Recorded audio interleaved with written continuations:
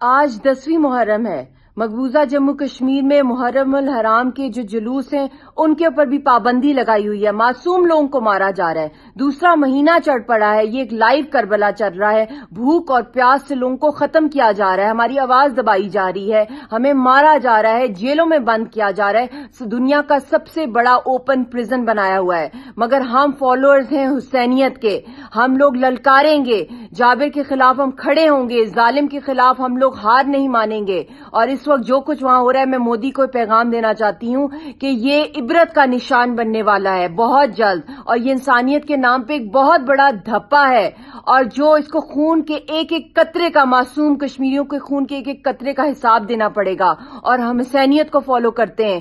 پنجتن پاک کی وہ طاقت ہے جو اس وقت مقبوضہ جموں کشمیر کی عوام کو اس وقت کھڑا کیا ہوا ہے، اور ہم کبھی ہار نہیں مانیں گے، اور تاریخ ہمیشہ مودی کو یاد رکھے گی کہ وہ اس دور کا بدترین یزید تھا۔